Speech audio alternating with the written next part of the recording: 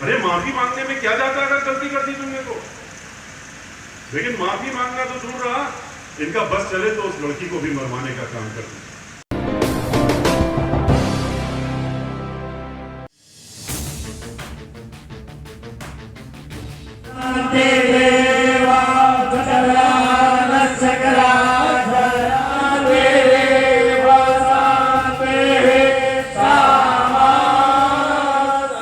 खुशी दुबे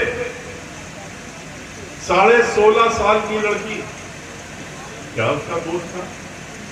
उसके घर वालों ने शादी कर दी, वो तिवारी थी, दुबे हो गई। और शादी जब हुई 29 तारीख को शादी होती है, 30 तक शादी की प्रक्रिया, रात में शादी हो रही थी, रात में शादियां होती चलती रही। 30 तारीख हो गई, 1 तारीख उसका पहला दिन था, हाथों की मेहंदी भी नहीं छूटी थी। 2 तारीख को वारदात हो जाती है और उसको उठा ले जाती है। जितनी धाराएं हो सकती थी पूरे आईपीसी में, 302 से लेकर सब लगा दी गई उसको और उसको जेल में बंद कर दिया। उसके बाद उसको रिमांड होम में भेज दिया बाराबंकी के।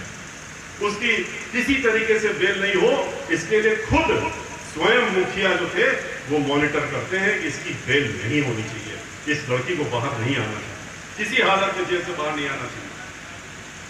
लेकिन एक नाबालिग लड़की 16.5 साल की, उसको किस जुर्म में बंद कर दोगे?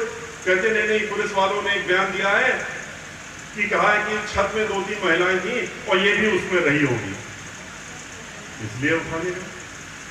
फिर भी लगा कि इससे तो बेल हो जाएगी, तो वहां की अधीक्षिका को बाराबंकी की, उसको पकड़ा, उसको प्रताड़ित किया, उससे कहा ये चिट्ठी जो हम बता रहे हैं लिखो।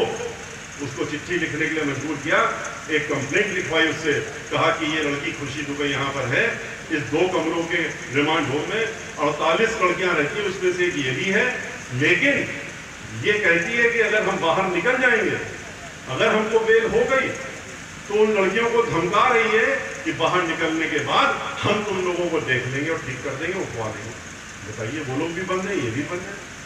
ये बाहर निकल करके फिर बंदी घर में आकर के उनको उठा ली जाएगी और इस ग्राउंड पे बेल खारिज करा दी।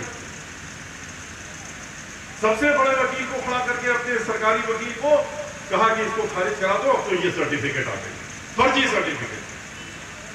मामला आगे जाएगा, हम लोग भी उसको देख रहे हैं कि ऐसे कैसे कब तक बंद रखोगे। इसकी जगह कि आगे बढ़ते और कहते गलती हो गई। अरे माफी मांगने में क्या जाता अगर गलती कर दी तुमने तो। लेकिन माफी मांगना तो दूर रहा, इनका बस चले तो उस लड़की को भी मरवाने का काम कर दिया।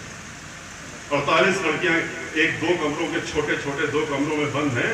आप खुद सोच सकते हैं कि 2 छोटे कमरों में आप भेड़ बकरी भी अगर भर देंगे तो भी वो 48 लोग नहीं रह पाएंगे, जहां जिस तरह से उन लोगों को रखा जा रहा है रिमांड होम में। हाँ, जो है सिर्फ और सिर्फ बहुजन समाज पार्टी 2022 को देख रही है, जो उत्तर प्रदेश में अगले साल चुनाव होने वाला है। हम लोग उसकी रणनीति बना रहे हैं, उसको देख रहे हैं। और जो यहाँ प्रदेश में 25 करोड़ आबादी रहती है, जो बहुत ही परेशान है, दुखी है, उसको कैसे उनको न्याय मिले, इसके लिए हम लोग अपनी रणनीति बना के चुनाव की तैयारी कर रहे हैं। यूपी में भी 1 लाख चलो की रणनीति है। तमाम लोग, तमाम जो दूसरे दल हैं, अखिलेश यादव कह रहे हैं कि छोटी पार्टियों से गठबंधन करेंगे। देखिए, तमाम मोर्चे, देखिए अखिलेश यादव जी क्या कह रहे हैं, क्या कह रहे हैं, नहीं कह रहे हैं, हमें मतलब नहीं। जो दूसरी अन्य पार्टियाँ हैं, जो भी पार्टियाँ हैं, वो इसलिए इधर उधर ढूंढ रही हैं क्योंकि उनकी ज़मीन खिसक चुकी है और उसलिए वो अकेले चलने के लायक नहीं है। तो वो सोच रहे हैं कुछ इधर से उधर से मिल जाएगा तो शायद थोड़ा आगे बढ़ जाएंगे। लेकिन बहुजन समाज पार्टी किसी पार्टी के साथ में मिलकर के चुनाव नहीं लड़ने जा रही है, अकेले लड़ेगी। अगर मिलेगी किसी से तो यहाँ की जनता से मिल रही है और जनता के साथ मिलकर के चुनाव लड़ेगी। विधानसभा चुनाव आने वाले हैं, ऐसे में क्या संदेश देना चाह रहे हैं ब्राह्मण समाज का ये कार्यक्रम करके आप? देखिए, जो ब्राह्मण समाज है जितना उत्पीड़ित है समय, जितना दुखी है, चाहे खुशी दुबे का मामला हो चाहे अन्य मामले हो, इस समय बहुत ही परेशान है अंदर से। तो उसको वो साथ में इकट्ठा होकर के हमारे साथ में आ रहा है और ये बिल्कुल मन बना लिया है ब्राह्मण समाज के लोगों ने, जिसकी अब की बार इनकी सरकार को उखाड़ के फेंकेगा और बहुजन समाज पार्टी की सरकार जिस तरह 2007 में बनवाने का काम किया था पुनः बनवाएगा। देश दुनिया की ताज़ा तरीन खबरों से रूबरू होने के लिए सब्सक्राइब कीजिए आपका अपना चैनल NDTV भारत।